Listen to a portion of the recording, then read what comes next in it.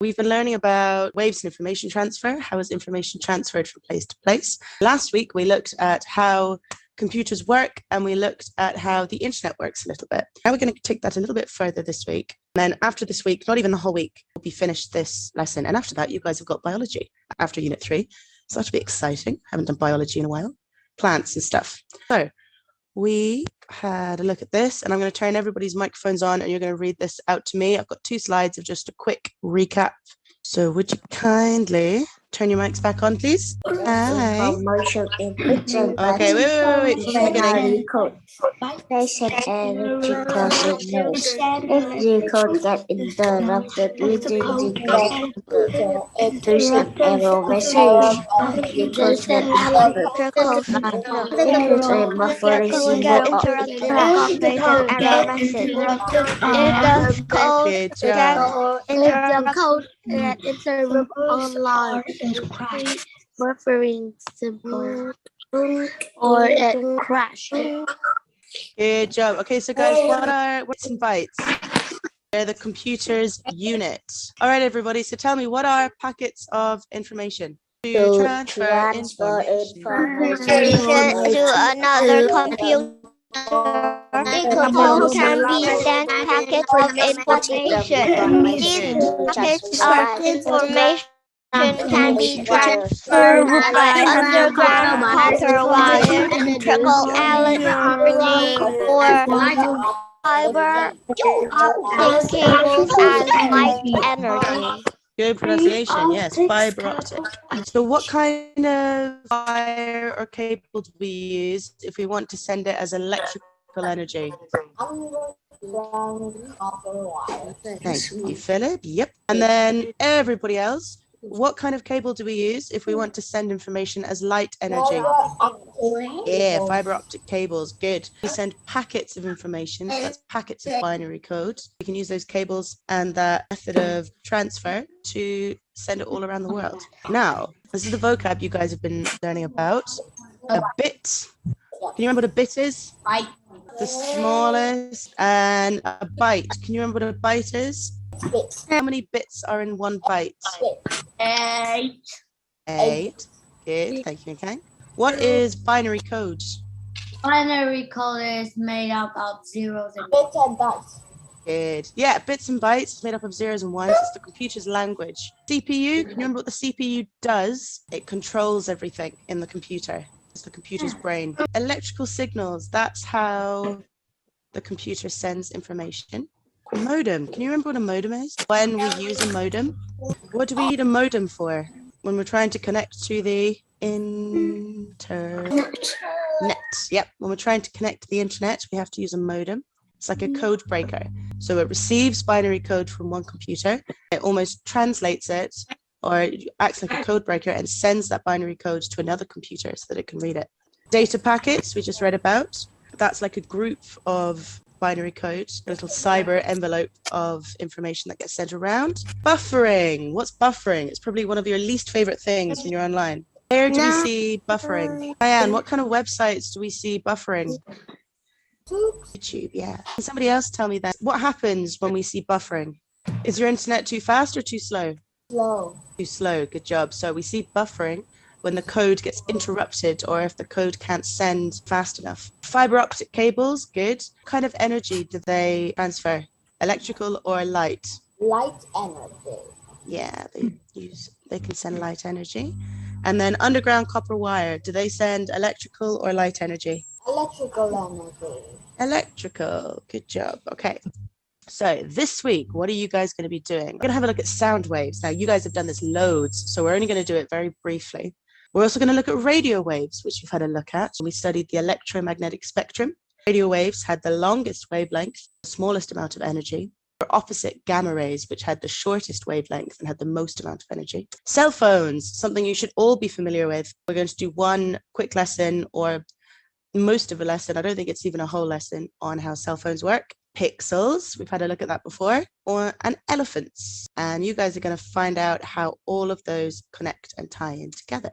We have the little elephant is on the phone, sending out some radio waves to a bell tower or a radio tower. Belle, what do you think it does for the radio waves? It send Yeah. the radio wave to everyone? Yeah, so it receives the radio waves from one device and it sends them off somewhere else. Exactly. And then lastly, can you see that? Vinny, what can you see? What's my last picture? The elephant. It's an elephant. How has the elephant been drawn? In cell phone. Yeah, it might have been done on a cell phone. Do you think it's got lots of pixels or not very many pixels? What kind of detail does it have? It is hard to see. Yeah, it's hard to see because there's not very many pixels. This elephant, by comparison, uses lots of pixels, so all of the edges are quite smooth, whereas the other elephant down there doesn't have as many pixels, so it's a bit boxy. We'll have a look at that later. And when we do pixels, I've actually got a little game for you, which you should enjoy. How do cell phones transfer information? So I'm going to have 4 pictures show up. And there's going to be a little bit of writing that I want you guys to read. We're going to learn about how cell phones, just in very simple, basic terms, transfer information around. Picture number 1. Everybody, microphones on again, please. When you talk on the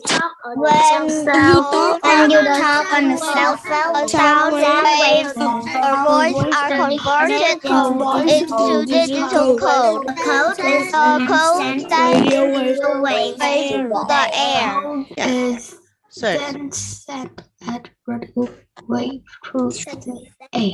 so what do the sound waves get turned into? code. Code. Good. What does the code get turned into? Radio waves. Beautiful. Okay, next one. The sender radio waves cell phone tower in a network around the world. Good job. So for cell phones, the cell towers act like the modem did. So the modems were able to kind of ping the internet signals all around to wherever you wanted them to go. The cell phone towers do the same thing. They receive radio waves and then they send them off to the next tower. What does this say? The waves from tower to satellite and then to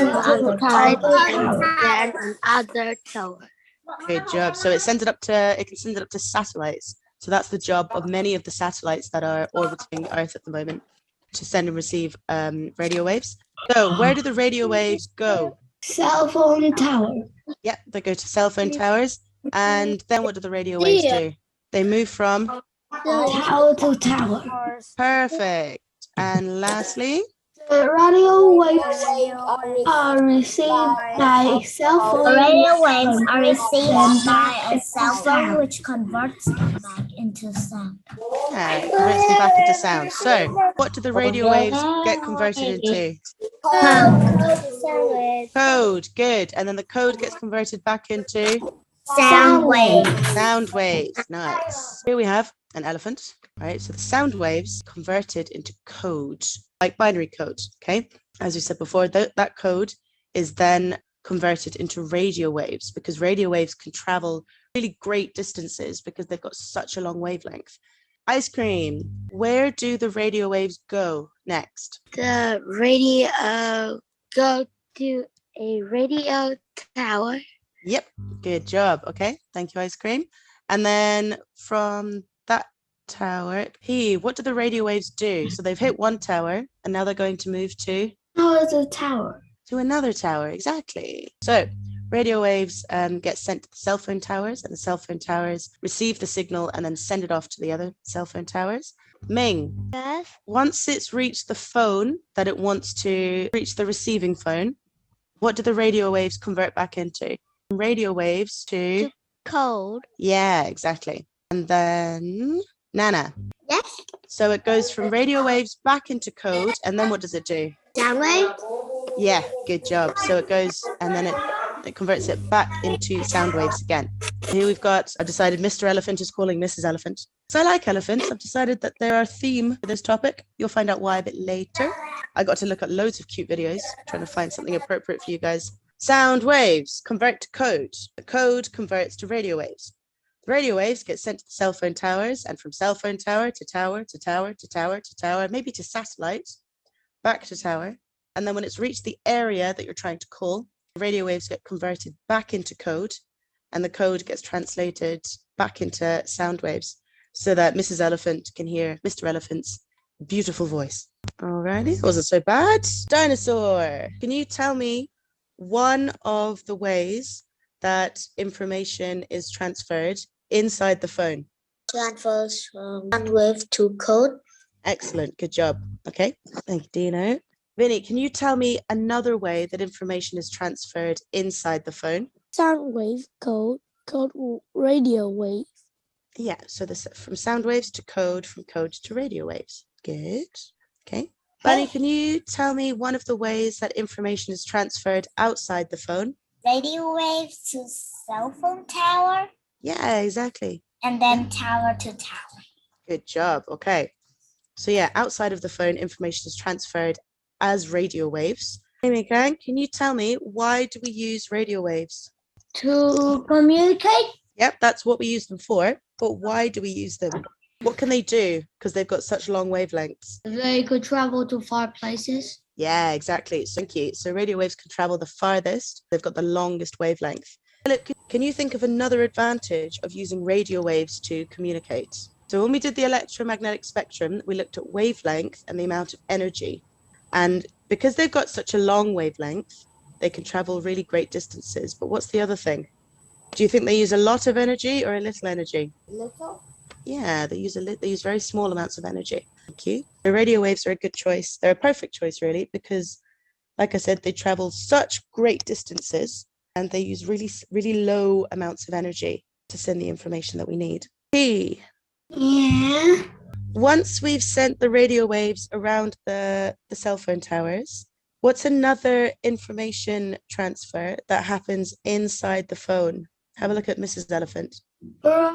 Wave code to sound wave. Yeah, good. So from radio waves to code, and from code to sound wave. Good. I would ask Nana, can you remember what kind of code are we talking about? Yeah, good girl. We're talking about binary code, the computing language. Good. No, you guys did well. I know it's all a bit technical, but we don't need to do it in any detail. I just want you guys to understand how information is transferred from place to place. Done radio waves before. You know what cell phone towers are. You've even figured out how to read some binary code, at least in numbers. So don't panic. You can be a bit more confident. But what about cord phones? Now, cord phones obviously don't use radio waves because they've got a cord. Now, we know from Unit 2, so we're learning about energy, and anything to do with a cord uses what kind of energy, Ming? What kind of energy do we get from a wall socket? Electrical energy. Good job, yes. So for cord phones, I don't know if any of you guys have cord phones, but the sound waves are converted into electrical signals. Those electrical signals transfer through the wires, very similar to the internet hubs that we learned about before. When we had a look at the underground copper wires, they transfer electrical signals around. And then the fiber optic cables are what we use to send information under the ocean, along the ocean floor. Tyann, we saw when we were looking at cell phones that when it comes from one phone, it translates from sound waves to code and from code to radio waves. And then when it reaches the phone it's talking to, it goes from radio waves to code back to sound waves. So it does the opposite. So what do you think happens when it reaches the phone that it's talking to? If when it's sending information, it goes from sound waves to electrical signals, what do you think happens at the other end? The electrical signals travel. Yeah, the electrical signals Transferred through wires. Yeah, they transfer through wires. Down here, what do you think happens down here? Electrical signals turn into sound waves. Perfect, exactly. Good job. The electrical signals transfer back into sound waves. Good job. All right, guys. That's all you got to learn for today. We've had a look at cell phones. We've had a little look at how we use sound waves to communicate.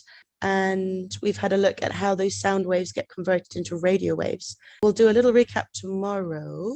And then I think we're learning about pixels, which will be a bit more fun. And like I said, I've got a little pixelated game for you guys to play.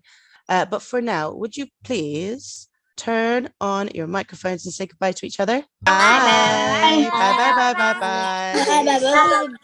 Bye bye bye.